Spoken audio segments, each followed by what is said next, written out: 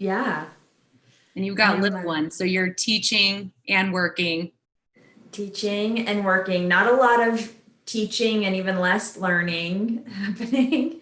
And it's been so hot. It feels like it should already be summer, but it's just February or whatever the heck it is. I know, it's wild. Okay, we're live. Hello, everyone. Welcome, Gales. Thanks for joining us today. We're going to, as we get started here, and we're going to chat a little bit together as people are hopping on. And I will get started introducing Carolyn. We're so excited to have everyone with us today. And we know that this is a topic that's obviously hot on everyone's mind. It can be a little bit of a bummer, but we're going to look at some positive things happening right now too, and ways to really to capitalize on opportunities, even in times that can be rough. I'm Courtney Lohmann. I'm the Director of Alumni Engagement here at St. Mary's. So happy to be with you, and we're happy that you could join us. And I'm excited to welcome my friend and alumna Carolyn Sweeney from the class of 2001, who is also the Managing Director and Executive Recruitment and Interim Services. We are experiencing kind of unprecedented times. And that's why we wanted to have this conversation. For everybody tuning in, I want you to know that you can submit questions as we go. We accepted questions along the way as well as people were signing up. So we're going to read those out as the conversation unfolds. If things come up for you as you're listening, please feel free to submit those. With Century Group, I'm sorry, I skipped. I said your title and then I forgot to say it with Century Group. Carolyn, we're going to talk about capitalizing on your network today. And I just want to tell a story before you introduce yourself and tell about your journey. I think we met at Dine with Alums when I was a senior in about 2004. I think it would have been when I was there, and you were just a couple years out yourself, coming back, talking to students about your career journey early on. And I tell this story because here we are 15, 16 years later, still talking about the job market and trying to help other Gales out there who are trying to navigate this difficult time. So it just really speaks to your connections, and the people you know and the networks you build are really critical in times like these when it's rough out there. And you should tap into those people. Gales always want to help other Gales. That's one of the great things about the St. Mary's community. So I just had to share that because I'm a big proponent of our Dine with Alums program, and I hope every student that we have attends it at least once in their student time. But anyway, that's how we met, and years later, here we are. Oh, I love that you shared that story, Courtney. Yeah. Thank you so much for having me. I'm so excited to be here and share with the St. Mary's community. You're right. It's dark out there. If you're feeling like it's tough, it is. We went from the lowest unemployment rate in recorded history to arguably the highest unemployment rate in recorded history. So it feels abrupt, it feels sudden, and it feels in many ways painful if you're out there battling the job market. So I'm no stranger to riding the crisis pony. I graduated in kind of a recession period in 2001. The dot-coms had kind of imploded. Those tech jobs were not readily available like they were my junior or sophomore year, as I had fantasized about riding a scooter around the office and playing foosball at work. And then 3 months after I started working, September 11th happened. So I know I'm dating myself a bit there, but those are some dark days. And in many ways, this is worse. I mean, the unemployment numbers are higher, and it can feel really scary. But there are some positives of this time, and it's not to just cast too much sunshine on it, but the more you can get a hold of your mindset and find some of the bright spots and be grateful for those things, that will allow you to have a positive mindset moving forward. So I definitely want to share some tips and tricks on how to get more opportunities flowing to you and how to land the opportunities when they come your way. But I think it's all for naught if you enter into a job search with a negative mindset or just holding on to emotions that don't serve you. I think there's a lot of people who might have been laid off or let go. Their careers were affected negatively, furloughed, whatever. And you can feel a whole lot of different ways about that. And those feelings are valid. And you got to be able to process those, feeling, slighted, rejected, whatever. But bringing that into your next interview, it's like going on a date with a new potential person and just spending the whole date complaining about your last person you were with. It's not going to serve you well. It's not going to go well. And I've seen many people, very highly qualified people, go into interview situations with unprocessed emotions about their last position and absolutely blow it because they didn't know how to navigate that. So it's good to, whatever mental state you're in, whatever emotional state you're in about your job search, to just name it and kind of regulate and be like, okay, what would be a more helpful state for me to be in? So to look at some of the positives of this time, if you're enjoying spending time with family, if you've been able to do any house projects, sometimes even just looking at nature and the way that nature has recovered during this time, in a way that nature could only really recover if all of humanity just kind of hunkered down and stopped doing what we normally do. I don't know if you guys have all seen those pictures of the dolphins swimming in the Venice canals, but I think, oh, that would never have happened otherwise. So maybe in some grander way, this whole COVID business and shelter in place is actually extending humanity because nature is recovering in a way. I don't know. I'm not going to try and paint it really as a blessing, but if you can find a way to enter into all of these job search techniques with a as positive of a mindset as you can, everything is going to work better for you.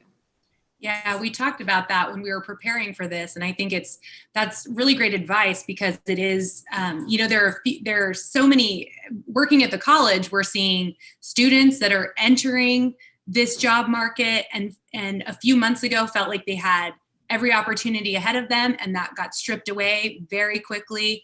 You have people that have been laid off and are looking, again, people that were already looking for work or making a career switch. And even we've heard from, and later on in our conversation, we're going to bring in Bev McLean, our Director of Career and Professional Development Services, who's going to talk a little bit about resources here at the college. But we're even hearing from students that are going into their senior year now going, oh, this is a totally different senior year I'm looking forward to now than I was 3 months ago. And what does that mean for me? So the emotional impact, the mental impact of these times shouldn't be taken for granted. And I think that's really advice about going in with the positives. That really shows.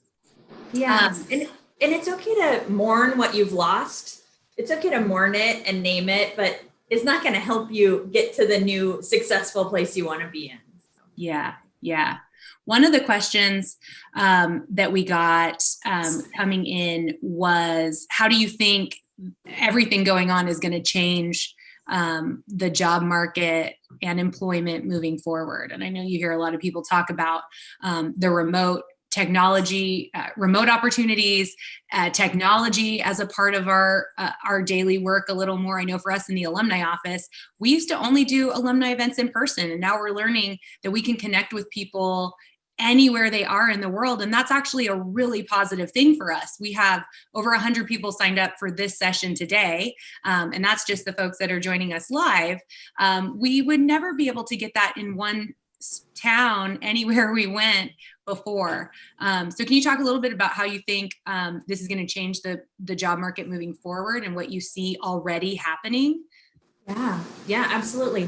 Well, I'll say definitely there will be more remote opportunities than there were before. Companies are really coming around to remote when they were staunchly against it. Where they were staunchly against it before, they have proof of concept that people can function successfully in a work from home environment.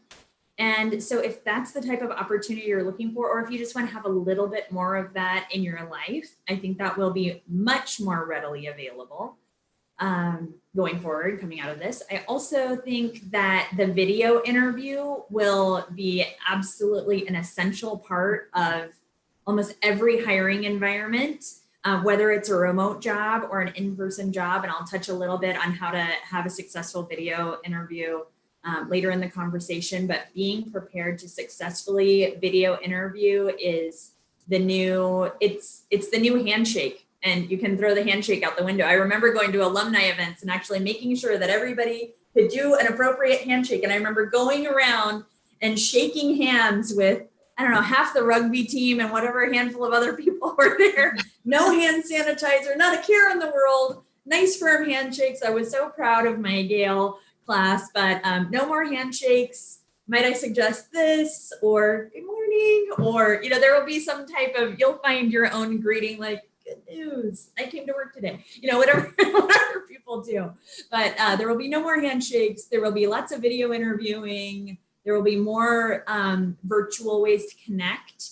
And I think we'll connect more this way. I mean, I've had this technology available and I have never been on so many Zooms and Ring Central meetings than I have in the last 400 days, however long you've been under shelter. It's exhausting in a different way, but it's hard to imagine a company early on paying to bring people in person from far away now that we've been able to accomplish so much by video.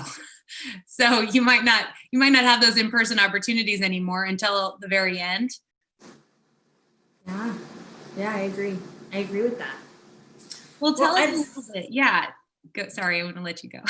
Go ahead. No, I would just like to share 5 ways to allow more opportunities to flow to you. I'd say number 1, this is so basic, but there may be some holdouts out there that don't have a LinkedIn profile. If you are on this call, you're interested in finding work in today's job market, you absolutely must have a LinkedIn profile. It is as important as a resume. It may even be more important than a resume. I think resumes are still important. I get that question a lot. Are resumes still even important? Yes, they are. At some point in almost every hiring process, a resume is required at some point, but a LinkedIn profile. So that's, if you don't know, send me an email, message Courtney, but have a fleshed out LinkedIn profile with a professional photograph. Make it as keyword rich as possible so that recruiters like me who are actively looking for people like you will be able to find you. And there is also a button on your LinkedIn profile that you can click saying open to new opportunities. So that's key. That's number 1. I don't think a lot of people know that about the keyword search. That's interesting. So where should they put those keywords in the description, like their summary at the top of their profile? You can put it in your summary. You can put it in the jobs where you acquired that skill. There's a lot of ways. I would say if you have a key skill that is in demand and that you want to use in your next position, incorporate that as much as possible. Because then recruiters who are looking for somebody with, say, MS Dynamics or strong Microsoft Excel or pivot tables or any kind of function like that, somebody with insurance industry background, you know, some of these companies, for example, an insurance company, they might be, Toland and Toland, and it's not obvious what kind of company it is. So saying that it's an insurance company or an insurance brokerage will really help you to come up in searches for recruiters. Great. Okay. Thank you. So LinkedIn, open to new opportunities, make it keyword rich, have a professional looking photo. You don't have to pay for one. There's so many good filters. Get a friend, get a selfie stick, just, make sure that you're covered, and I'm sure you'll do great. You know what I'm talking about. You've seen the ones that are not. Okay. Tip number 2, we got this question earlier, is it even worth applying for jobs? It is worth applying for jobs. If you see jobs are really a fit for you, apply for those jobs, but take it one step further. And LinkedIn also helps you with this. If you pull up the company's profile, very often it'll make a suggestion of how many St. Mary's alumni work at that company. So even if you don't know a soul, there might be 3 Gales working in that company. So be bold. Fortune favors the bold. Reach out to them and say, hey, I know you're a fellow Gale. I just applied to an opportunity. Do you have any tips for me? Or even before you apply, you could ask if they have any tips, if they'd be willing to give you an informational interview or chat with you about that opportunity. So definitely apply for roles and see if you can kind of help your odds by networking effectively within those companies to get moved up to the top of the pile. So that's 2. Number 3 is, this takes some courage. This one takes some courage, but I was actually inspired by a St. Mary's student to share this one with you because I thought it was so inventive and it worked out really well for her. And I called her and asked her if I could share her name. But Daniela Katubig is a current St. Mary's student, and she was all lined up for this great internship, and I got pulled out from underneath her due to this COVID-19 business, and she posted on LinkedIn about it. She added her resume without her address, but it did have her phone number and her email address. And when I saw that, I picked up the phone and I called her right away. We were able to connect and have a great conversation. She's a wonderful young lady, and she actually already had a couple of other things in process. And she and I worked together. I actually continued to kind of spread the word that she's available with my network. And just recently, she accepted a new internship. So she didn't let that first internship falling out stop her. She was brave. She shared. I think when people have something like that happen and they don't share with their network or post it online, maybe it's because they're ashamed or afraid to admit that something like that happened, but that has happened to a lot of people. There are 22.5 million people out of jobs right now. Yeah. This is not the time to be shy. The people who know you and love you and are part of your alumni network want to help you. I want to help you. That's why I'm here. So don't be shy about asking for help. It feels great to help somebody else find a job. That is why I've built my entire career on it. So don't be ashamed to share your situation. Good job, Daniela. She accepted something with impact. I forget what it is. But anyway, I'm thrilled for you and lucky impact, Daniela, because you are awesome. And then number 4, do you have any questions about that? I thought you were going to say something for me. No, that's good. Okay. I just love that story. It's great. I love that story. Gail's success. Yeah. And I'm surprised how few posts like that I see. Yeah. Right?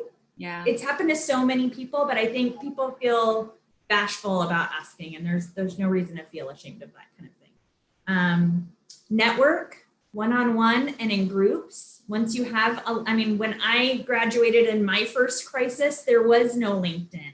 So I had to, clumsily bring up St. Mary's in conversations with people to discover the Gales or go to dine with alums or kind of meet my Gale community out in the world. And now it's so easy on LinkedIn. You can literally search education, St. Mary's College of California, and put in keywords for the industries that you're looking to gain exposure in. You can look in your first degree connections, those are the people you're already connected to, and you can look in your second and third degree connections, people that you're not already directly connected to. So reach out to those people, ask for a virtual coffee, a video coffee, a phone conversation. Would they be willing to give you some tips on how to get into the field that they're in? I'm sure they would be willing to help you. In fact, the last live like this that we had with Michael, help me, Courtney, Michael, the famous photographer who's friends with Mother Teresa. Yes, Michael Colopy. Oh my gosh, he was amazing. He even did that. He reached out to Ansel Adams, one of the few photographers I can actually name. Yeah. It was so bold. And back then he had to look up his number in the directory and picked up the phone and called him. And he actually picked up the phone and got to go and take photographs with this person, especially if you have a really non-traditional career path. There is no book on how to become a famous photographer. You have to network with others, learn the tricks of the trade. So I would say network one-on-one and in groups. There are so many groups where you can jump on little Zoom calls. It looks like the Brady Bunch or even smaller than the Brady Bunch, and you can get to know people and chat with them and develop relationships. And the idea is, Courtney launched off our conversation with talking about the power of relationships and the power of your network and who you know. And in this time, it's easy to contract and it's easy to stop growing, but it's really important that you do that. And that's what's really going to allow you to thrive. So that was number 4. And number 5, this is going to sound self-serving, but I got to say, hand select a couple of recruiters to work with who specialize in your area. Those people will have networks to people you've never heard of. I'm a living example of that. My job as managing director with Century Group, I was placed with Century Group by a recruiter. This woman absolutely changed my life. I'm a much better recruiter than I was before working with her. And I never would have heard of Century Group before she found me. And so if you can find a couple great recruiters that you trust, they will absolutely open doors and guide you through that process of finding new opportunities. So those are 5 ways to allow more opportunities to flow to you besides, just waiting for the pizza delivery guy to show up on your doorstep and offer you a job. But what I know does not work is, playing possum and not doing anything. That has never resulted in a job for anybody. So yeah, you got to do something. But, that's fine. Putting yourself out there and, the opportunities can still come, but you have to kind of be proactive in the search. We've talked a little bit about in talking about this in Zoom, and you said something that I think we mentioned that interviews are going to be on Zoom and such. You said something that I thought was really interesting that I hadn't thought of. When you interview in person, you're just responsible for your being, but when you interview on Zoom, you're responsible for the whole box. Yeah. Talk a little bit about that and what that means. Yeah. So that's a perfect segue. So 5 ways to get opportunities flowing, but then once you actually have an opportunity to interview, what do you do? And so I will definitely give some video interview tips. But before I even give a video interview tip, I'm going to start again with mindset. We can get so nervous, especially when we're in an environment of scarcity. It really does feel like scarcity. It's like, oh gosh, especially if it's the only interview you have or your first interview, you can feel extremely nervous. So try and give yourself a boost of confidence. And I wanted to share something that I actually did before my interview with Century Group. It's Amy Cuddy's power pose. Are you familiar, Courtney? No. Amy Cuddy. Amy Cuddy is a professor at Harvard Business School, and she suggests that people who are really confident have big body language and they stand tall and they take up a lot of space, and people who are less confident make themselves smaller. Oh, interesting. And she did an experiment with hundreds of students to see, okay, if we change the body language, could we also change their confidence levels? So she just took a random sampling of people and had them pose in different ways and actually discovered that your body language can change your confidence. So you better believe I flew down to LA, and in the LAX airport, I was making myself as big as possible. I know it sounds so silly, but literally do it for 2 minutes and you will really feel your energy level rise. Some people do kind of more like a superhero pose, you get the idea. Amy Cuddy's power pose, there's TED Talks on it. There's a great little 5-minute snippet on it. I would say power pose. Get in your best possible mindset and then proceed with all the other technical things, because there's so many things to remember, but mindset is really key once you have the opportunity. We're getting a couple questions in about asking what was number 2 again from your earlier top 5. Oh, apply to jobs. Yeah.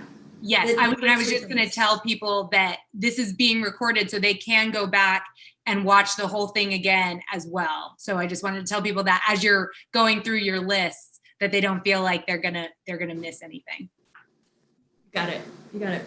So number 1, when you have an opportunity to be able to land it, is get in a good mindset. And I do personally recommend the power pose, Amy Cuddy's power pose. Learn about it, use it as a tool in your life, use it before a date, use it before any time, if you're gonna do public speaking, anything that would make you nervous and you just need a little boost of confidence. I think power posing is key. I do recommend that to my candidates, even though it feels silly. Number 2, just like any regular interview, you wanna do your research on the position. I think there's so many things to navigate with the video interview. Sometimes we can forget those basics.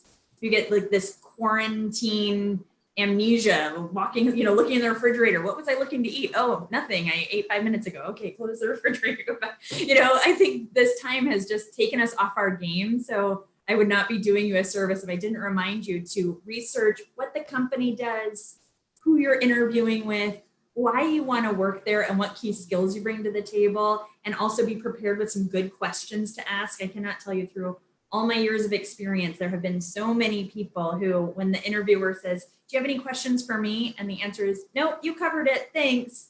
It just shows total lack of interest. You just totally blew the opportunity. So have some great questions.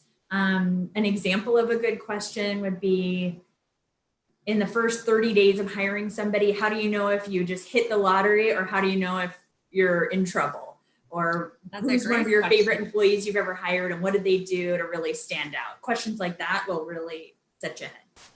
So number one, mindset. Number two, researching the firm. And then let's talk about the technicalities of the video interview, because you are now responsible for this entire box. You want to make sure your technology is on, that they can hear you, that your lighting is good. There's a lot of people I've seen that come on the screen and they've got a window right in back of them. And so they look like a little dark, nefarious shadow. Don't do that. You want light coming at your face. You want to make eye contact. You can't do it relentlessly, but looking at the camera, you can see I am now looking at the camera, and you might be having the sensation of eye contact with me. And it feels weird because I'm looking at the camera. But if you can do that occasionally, it really does help build your connection with the interviewer. It doesn't have to be relentless. It's not like you're trying not to look at them, just like in a normal interview. You don't want to be too close. Blink take up the and I'm very comfortable with a high level of eye contact. I will say that my eye contact tolerance is high, but occasionally at least giving them sensation of eye contact when you're answering a question really makes a big difference. This is another one, is no swivel chair. Because what do people do in swivel chairs when they're nervous? It's really distracting. So no swivel chair. If you can get a solid 4 on the floor chair, you're going to look a lot better. You're going to be able to manage distractions. And I would also say manage other distractions. If you can have pets, children, television away from you. I would even go so far as to put a sign on the door and a sign on my doorbell saying, please do not ring the doorbell or knock during these hours, to manage distractions. So those are my top video tips. I said lighting, eye contact. Yep, I got those ones for video interview. Number 4 is a thank you email. Again, that's regular job interviewing etiquette, but it's so easy to forget in this market when everything is so weird. The key components of a really good thank you email are: number 1, gratitude. Number 2, make it personal.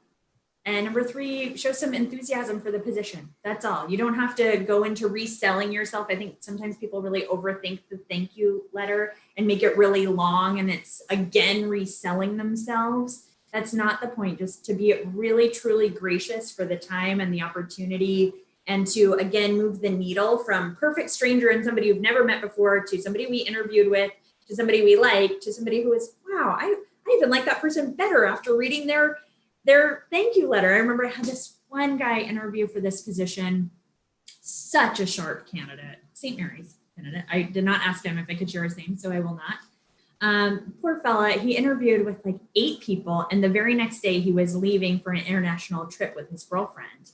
And good for him, he sent thank you notes to all 8 people.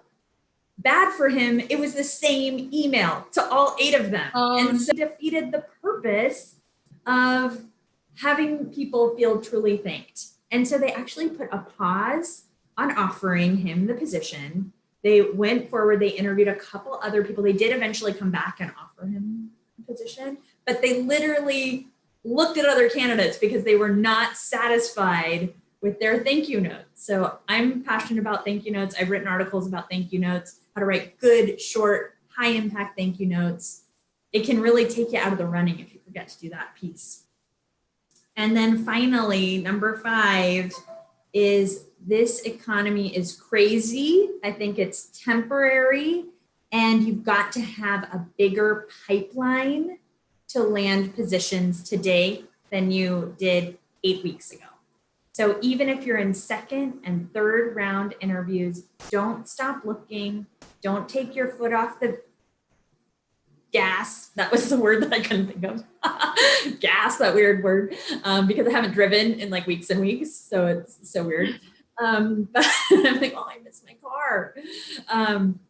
But yeah, you're going to have a greater pipeline. We've had people interview and everybody loves them. The hiring manager gets the blessing from the CFO to make the offer. And then the direct hiring manager freezes because they've never before hired somebody in their life without meeting them in person. So these weird things happen. You got to have a greater pipeline of opportunities in order to really land in this. So, great. Those are my 5 tips for getting more opportunities and landing the ones that come your way. And I welcome any and all questions. I know we also have another guest to share with us as well. Yes, we have a lot of questions coming in. So let's try and get through a couple of them real quick. One is a comment, and that's the idea of printing a picture of the interviewer and taping it next to the camera on your computer.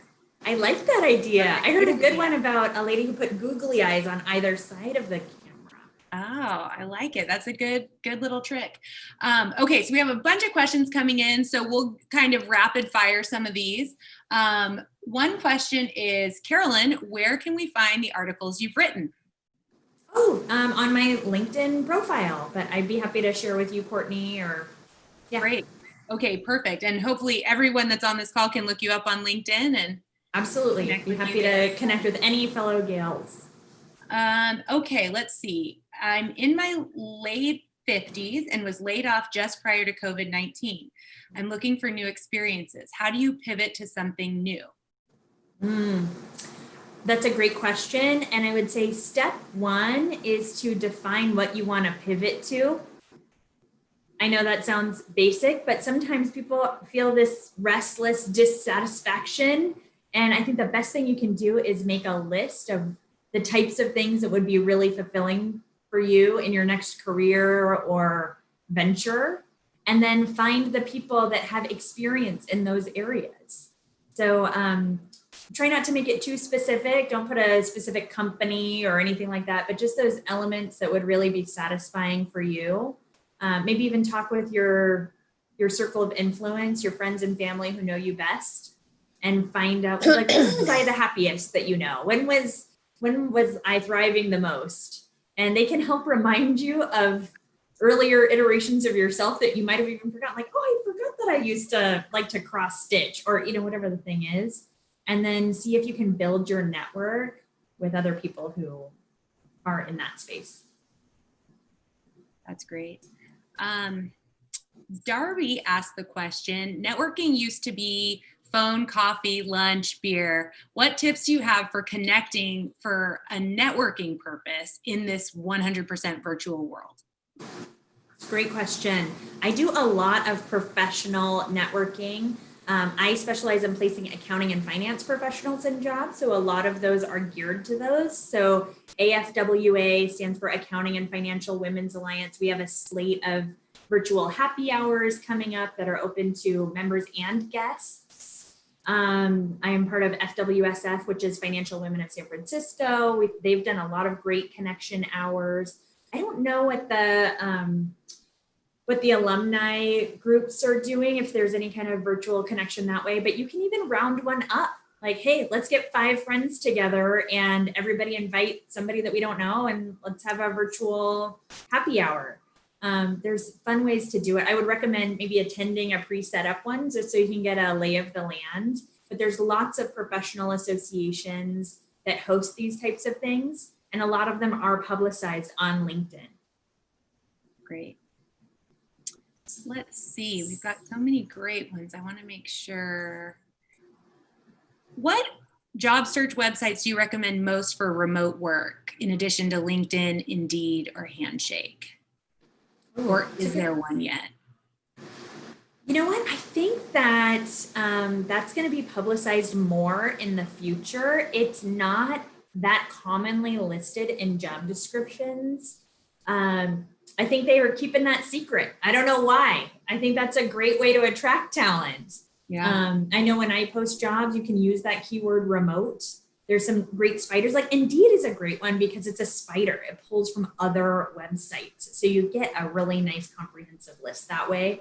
I also think it's a really good thing to kind of make your list of dream companies, find the Gales or your connections that work there, and find out, call them, say, do people at your company ever work remote? Oh yeah, 3 days a week, no matter what your role is, or some roles, but not others. And you can just kind of find out. Right now, it's just not as publicized as I think it should be and could be. It can be a really effective recruiting tool for companies that are looking for great talent that wants to work remote.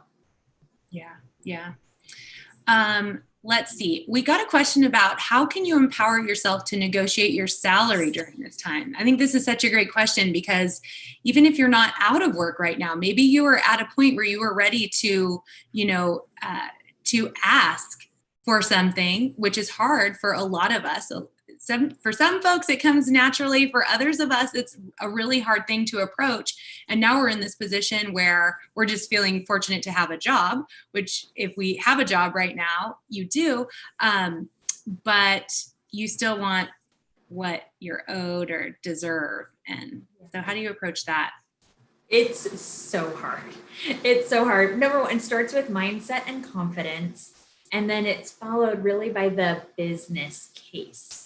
So, if you're working now and you want to negotiate a raise with your current employer, I would be respectful and straight and direct, honest, direct, respectful, all three of those together, without one, it just doesn't work. So have some honest, direct, respectful communication and have it be based on your performance and what you bring to the table. Never have a salary negotiation based on any of your personal needs or, it's like, oh, I just bought a new car, so now I need more money. That's not going to get you a raise. In fact, it's going to take you out of favor with your boss. And I would just recognize right now that supply and demand has shifted dramatically.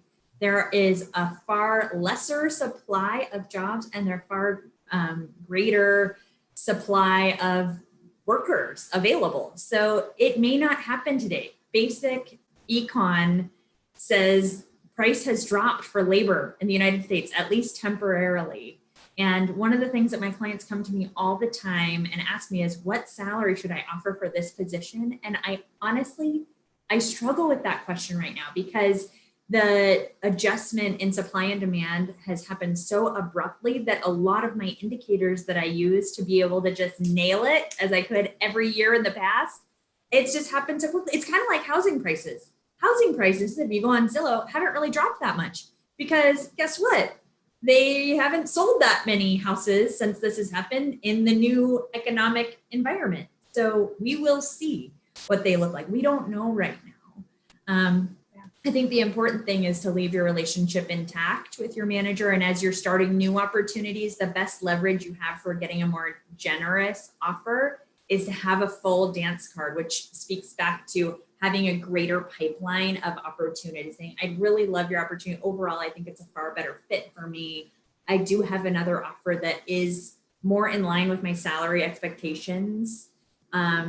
And I'd love to just put that one to bed. And, you just kind of have to negotiate. And it has to all be consistent with the truth. So you want to be, again, honest, direct, respectful, and have a business case for it. And you'll have a much better business case if you have more opportunities flowing your way. Yeah, great. Well, just two more quick questions, then we'll bring Bev on, and I think we'll have time for some more questions throughout as well. But we're getting several questions about kind of re-entering the workforce after a long sabbatical. One alum is telling us that they're a graduate from the 80s, experienced a career in corporate life until the financial crisis of 2008, and is trying to re-enter the workforce after a long sabbatical, having worked in the hospitality industry and doing other jobs in the meantime, and is just kind of wondering, like, what is some advice for getting back into what you truly want to do after a long time? Yeah, well, it's a great question. I know I feel like I almost personally specialize in the return to work mom, because now that I'm a mom and involved in PTA and school functions, I meet all these fabulously talented women that have taken a step back from their career for really good reasons, to take care of family or parents or whatever, their own health issues, whatever it is. And then they're ready to step back in and they feel like, oh, I don't have anything to offer in the world. And that's absolutely not true. You absolutely have something to offer. Yeah. And one of the best ways you can get back in is by dipping a toe in through temporary work. So that can be a great way to just get current exposure, build your skills, learn current softwares, expand your circle of influence by meeting new people that you'll be working with. So that's one of the best ways I've found for people to get back into the market. I actually have a good girlfriend of mine who was not working for 12 years. And she started a temporary assignment with one of our clients, 2 months before shelter in place happened. And then her position got suspended because they were all working remote and they didn't have the mechanism for that. But her hiring manager actually implemented a mechanism to be able to work from home. And now she's successfully back employed with that temporary opportunity through this time after a 12-year-long gap in employment. So it can happen. There are opportunities out there. I think sometimes we get in our own way and our own way of confidence and thinking it's a bigger obstacle than it actually needs to be. So go for it, just the same as if you didn't have that 12-year gap. 2 other questions that are related to video interviewing, I think. One is asking about attire and formal versus more casual attire in this kind of environment through video. And also hand gestures. How do they come across in a video interview? Good, bad, too much? I notice I put my hands close. I look like I have hands coming at people all the time. So I'm. You know what? I'm so glad that you asked that question because that was one of my points that I missed is dress like you're going to dress for a normal interview, which is generally one step up from what you would need to wear every day when you're working for that company. So I think there's nothing wrong with a collared shirt, pants. Not a lot of places are requiring a necktie right now for a gentleman, but I think a collared shirt, a dress. I've spoken with several colleagues and I've even experienced it myself where I hop on for a video chat with a professional and they are so casual in this work from home environment. I've seen bedhead, I've seen, hoodies. I have hoodies. I have bedhead in the morning. I don't show up to a video call with bedhead or a hoodie. Yeah. So don't do it. You want to have your best foot forward. Treat it like your most important interview. You really only get that one chance to make that first impression. Make sure we talked a little bit about your full screen. You don't have a messy, unmade bed in the background. St. Mary's. I'm thinking about you guys in the townhouses. You might be really proud of your empty beer bottle collection on the top of your refrigerator. Don't do it. No. It doesn't help you. Get even a totally plain background, even a door or just a plain wall is perfect. Okay, great. Well, I think now's a good time to have Bev McLean, our Director of Career and Professional Development Services, join us. Hi, Bev. Hi, how are you all?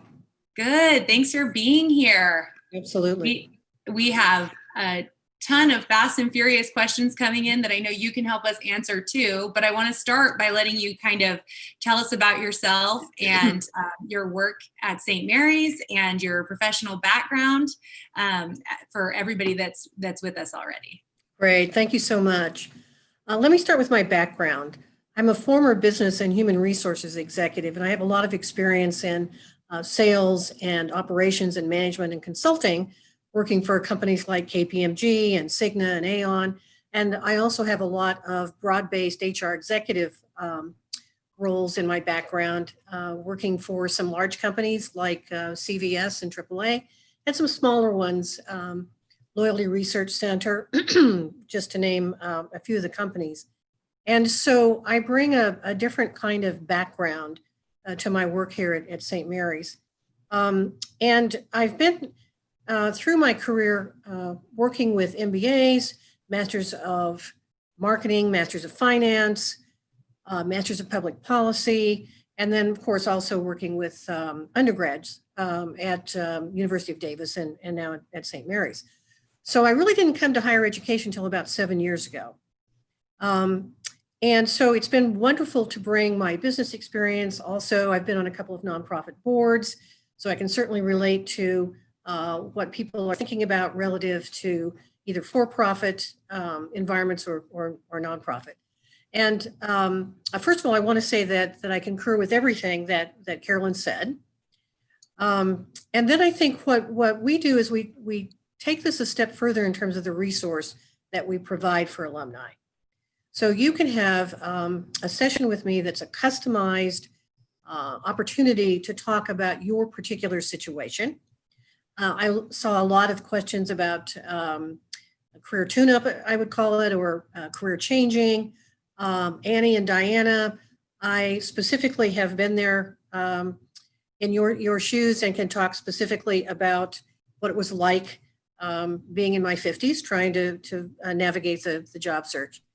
I also went through the Great Recession and I learned a lot. And I think one of the things I want to underscore that Carolyn was talking about is networking. 75% of the time we know that you're going to find a job through your networking. And I've only had one job in my long, pardon me, an illustrious career that didn't come from networking. So for the most part, it's really, I think, especially true in this kind of an environment. So I have some additional tips that I used when I was going through the Great Recession. For instance, I put together sort of a quarterly update to my network, always reminding them about who I was, what I brought to the table, what I was looking for, target companies, and of course, always offering help to my network. And it took a long time. I had a decent network when I started that search back in the Great Recession, but now I have well over 1,400 people in my network on LinkedIn. And couldn't underscore enough what Carolyn is saying about LinkedIn. It's really important that you have a compelling and powerful profile. And that's one of the things that we would talk about as well. So this is a service that we provide at no charge to alumni. All you need to do is touch base with me. My email is bam12, of course, at stmarys-ca.edu. And then I'll be happy to set up a time that's convenient for you so that we can talk specifically about your situation. We've got some great general questions that have come through the chat, but I also know that each one of you has a different story to tell. And we want to talk about that story. How do you best get that story in front of people? And how do you really think about the wonderful skills that you bring to the table to begin with?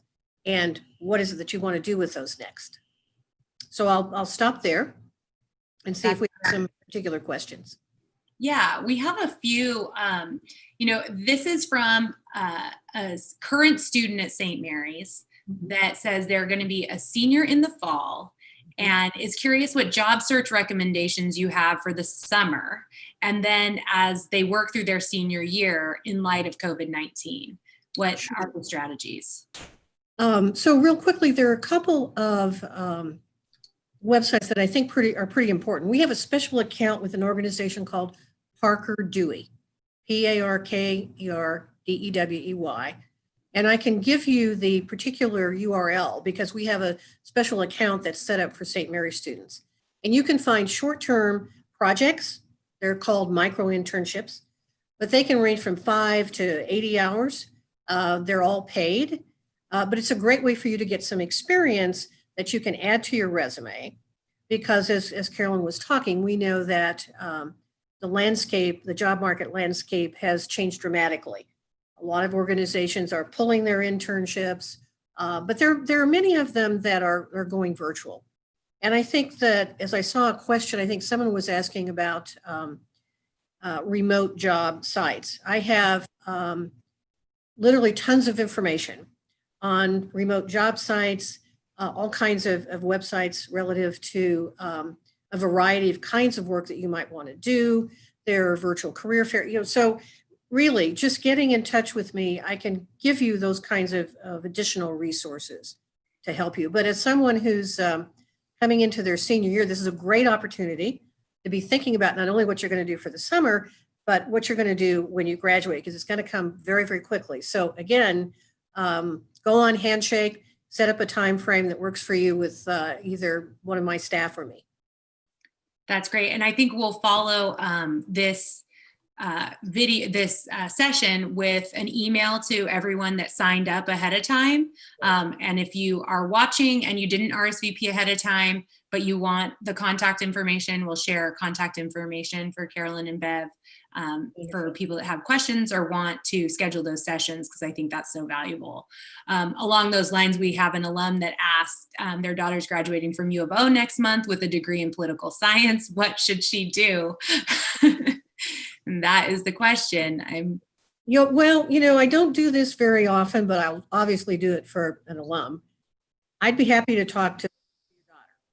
So it doesn't matter that she didn't graduate from St. Mary's. I've actually had that happen. I've had students from other colleges call me up, and I think it's one of the reasons that you all went to St. Mary's is that the resources are just amazing. And some of the students who've called me have gone to really large universities, and they didn't have the kinds of ratios of student to career advisors. So there might be like a career advisor trying to take care of 1,000 students. Yeah. So, I don't do it very often, but I would absolutely be happy to talk to your daughter. Awesome. That's great. This is a great question for both of you. What industries have you been surprised to see that are still hiring right now? What do you think, Carolyn? I have been surprised at all of them. I mean, honestly, we have gotten job opportunities from so many different types of organizations. Public accounting. I didn't think I would see opportunities come from public accounting. The tax deadline was extended. They don't have that peak and workload that they had before. They all turned from sprinters to marathon runners. Why would they need to hire? They do need to hire, and it's been hard to hire in public accounting recently. I have a client in education, nonprofit education. You'd think the schools are closed. There couldn't possibly be jobs in nonprofit and education. There are. Food companies are hiring. In fact, they are working hard. They are working 6-7 days a week to feed America. There are bright spots in the economy where it comes to mental health, food, alcohol, home entertainment. You think about, the Charmin company, I'm sure, is hiring. Our grocery store chains are having bumper years. And even those companies that you wouldn't think, I mean, you can see ads on Indeed and LinkedIn and Career Builder and all of these different websites where there's ads really across the board. You just have to find those right organizations for you. And what the hiring managers are experiencing when they post ads is a veritable onslaught of applications from all over the world. This is a world pandemic, not just a local California pandemic. I know I get applications from all over the world. So that's why the advice to apply, but also network within the company to kind of get your resume up to the top of the pile can really help get you seen where you might not be seen at all. I think an internal person calling in and saying, hey, Courtney, my friend from St. Mary's applied to your communications position that you had open. Would you look up Larry? Yeah, Larry's going to get looked at. That's It right. may not get hired, but it's better than nothing. So. No, that's true. I mean, as a person, I had a position posted in the alumni office before this happened, and it's been put on hold. But when applications come in, it's a lot to wade through, and they're landing in people's desks that are busy and have big priorities ahead of them as well, and they're pulled in a lot of different directions. So just as someone who hires very minimally in the big scale of things, I have a very small team and I don't have many opportunities to hire. But when I get an email from someone I know that says, hey, someone that I trust, that I respect, that I think would be great fit for your office, applied for this job, even if it's at St. Mary's and not necessarily a position that I'm hiring for, I will happily reach out to who I can, that's the hiring manager. So that network is so important, I think, in any industry, and having an advocate in your network that you can ask that of is so critical. And again, in terms of all the materials that I've mentioned earlier, we have a long list of organizations that are hiring. There are some websites that you can utilize that will give you up to the minute sort of information in terms of who's hiring. So again, we don't have time to really talk about all of them, but I just want to make sure that you all know that the information is there and we can get that to you. One of the questions that came in ahead of time on the topic of transitioning careers was asked in a slightly different way, asking, I was planning to switch careers. Do I put the brakes on that now? Do I wait until COVID is over and the dust settles on it? Or do I barrel ahead and try to do that? Do you guys have advice on that? Yes. I think that it's great to explore making a change, and so doing the homework now and the research to do that. But I do believe in hanging on to the job that you have currently, but taking this time to explore and research and think about what you want to do next and where is the connection. You know, when I draw a couple of circles on my whiteboard, what you're doing now, what you're going to do in the future, that intersection has your knowledge and experience in it. And so how can we make sure that you're bringing as much as you can from what you're doing now to the new? So that would be my advice, is to absolutely think about it and do the homework. So Carolyn, do you have any other thoughts on that? I totally agree. I think the best time to network and expand your circle of influence is before you need it. It's immeasurably less difficult to build and forge new connections when you're still employed and you're not feeling desperation. If you're in a state where you're feeling desperation, I've given you some tips to fake it and be out of that as much as you emotionally possibly can. And it's okay if you're feeling that, just try and get a hold of yourself. And that's a hard thing to do. Power posing, breathing, drink water, those types of things. But if you're in a position now, I would say hang on and really develop a fertile network of people that you can go to for knowledge, information, friendship, support, who are doing or networked in the space where you want to be. Right. And then when you come out, there will be lots of opportunities, and you won't just take the first one that has the keyword that you're looking to get into. You will be able to pick from a position of power, and you will have choice, and you can feel really good about your new adventure. Great. Well, we have a few more minutes, so I'm going to try and get these last questions in here. One is from a current MFA in creative writing student who says, I don't want to limit myself. What can I do in the meantime to make myself stand out? I'm not sure what the individual means by limiting themselves. I think that just to creative writing. I'm sorry. Perhaps maybe just to creative writing, because that's such a specific educational track. Yeah, if that is the case, I think there's so many things that you can explore and think about and do beyond the creative writing. One of the things I talk about is that you may end up with a 9-to-5 job, and then you can have a 5-to-9, which is a way that you make sure that you're feeding your soul and you're doing the things that you really love to do. It could be participating in a nonprofit, doing some volunteer work. But yes, I would, again, it's hard without having that one-on-one conversation with you. But I think there are lots of things that you can think about. And that's part of it, is doing this sort of expanding of your thought process about the things that you could do. But I just like to make sure that people understand that you don't want to lose what it is that you really love and you want to do in some capacity. Yeah, that's great. And then Carolyn, this one might be for you. In general, are chances greater through a recruiter or direct application to companies? Oh, I'd love to give you the perfect answer to that. And people get jobs every day through recruiters, and people get jobs every day from applying to jobs. They're both essential avenues to pursue if you're looking for an opportunity. So there is not one answer. What I will say is right now, recruiter inboxes are very full for those direct hire opportunities. Mm-hmm. So not every resume that comes in is being seen by a hiring manager. So if you have the same opportunity and you have the opportunity to just apply on your own, or you have the opportunity to be presented through a recruiter who has a relationship, key distinction, who has a relationship with the hiring manager, that's like a referral to the person Courtney, you should look at this person because when I had a video coffee with this person, I noticed these traits that you would like, and they can really advocate for you. So I can see how that would be hugely advantageous. But there's also some companies right now that are limiting the fees that they pay to recruiters, and they're only looking at jobs and hiring directly. So that's why they're both really important avenues to pursue.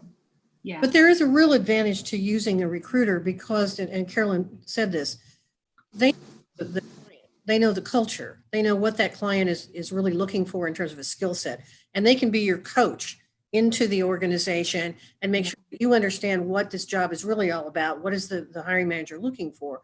So that's a significant advantage for using a recruiter. But I agree with everything else that Carolyn said in terms of this is an interesting time. So you have to think about all, avenues to present yourself. Great. Thank you, guys. We just got a final couple of comments that I wanted to share. Robert said, thank you for taking this much time to share this information. Much appreciated. I hope it was helpful for everyone. And I just want to remind everybody that this will be archived on our YouTube page, and that everyone can connect with Bev and Carolyn and myself as well on LinkedIn. And we'll follow up with a email to everyone that RSVP'd online. If you didn't RSVP online and you're watching this and you want the contact information outside of LinkedIn, feel free to email our office as well. Darby sent in another comment too. Throughout my career, I found my SMC education to be such a great differentiator in my career. The communication skills we learned in seminar are priceless every day. I hear that a lot in the alumni office, and I'm biased, obviously. I love St. Mary's. I never left. I came and decided to stay forever, but we hear that a lot. Seminar makes an impact on our students' ability to go out and communicate and secure jobs, and that and the Gale network. You really got to tap into that, and don't be afraid to send a message to someone you don't know on LinkedIn that went to St. Mary's, because I am surprised every day by how much Gales love to help Gales and support each other and just help get your foot in the door. So I think that's really important. Everyone, thank you all so much for joining us. Carolyn and Bev, thank you so much for being here and sharing your expertise with us. It was hopefully a helpful session for everyone. Like I said, it'll be archived so you can go back and watch it again. Thanks, everybody.